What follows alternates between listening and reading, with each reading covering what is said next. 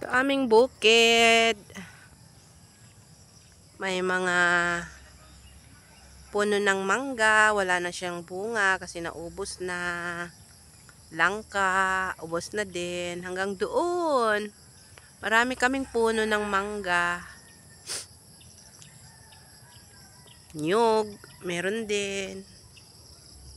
Yan. Meron ding nyug. Kaso nga lang wala nang bunga. Ayun, may bunga ang nyug. Puko. Yan o. Kaso walang aakyat. Di naman ako marunong umakyat. Hindi namin makuha yon.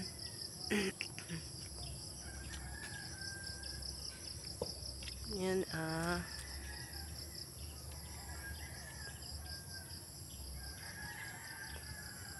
medyo malawak din dito. Doon. Yung mga puno ng mangga namin ay hindi matataas. Hindi ko alam anong tawag dito. Dwarf ba to? Hindi naman siguro. Ayan o.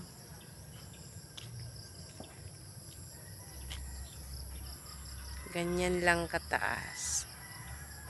Marami yan bunga pero naubos na. Naibenta na. Doon. May mga puno ng kakao pa kami.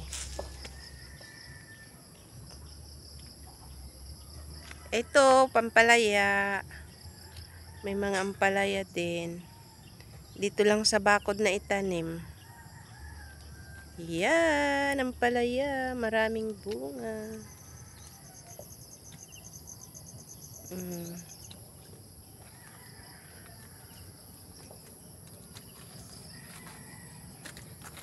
Ampalaya, mahaba.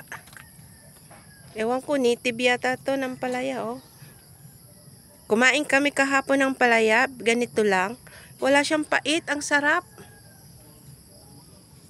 Naghiwa kami ng isang ganyan. Ang sarap kamo. Hindi siya mapait. Dito naman ay mga kakao. Kakao. Ano yung kakao? Tabliya, ginagawang tabliya. Ayan o, may bunga. Yan, may mga bunga. Hindi pa siya hinog, kaya hindi pa kinukuha. Yan. Marami-rami din tong puno ng kakao. Kanina meron kaming pinutol. Bunga ng kakao. Ay, pinitas pala. Ayan. Dito naman kalamansi. Ayan, may bunga din ng mga kalamansi, oh.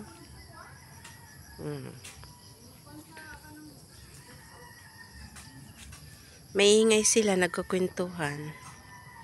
Ayan, oh. Kakatuwa, oh. Pag nasa probinsya talaga, marami kang makukuha kahit hindi ka nabibili, no? Ayan. Pasyal ko kayo dito sa aming farm.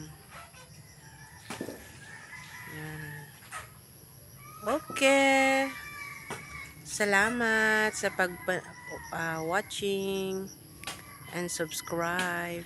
Nagpa-practice, kaya medyo tal-utan. Thank you so much. See you again.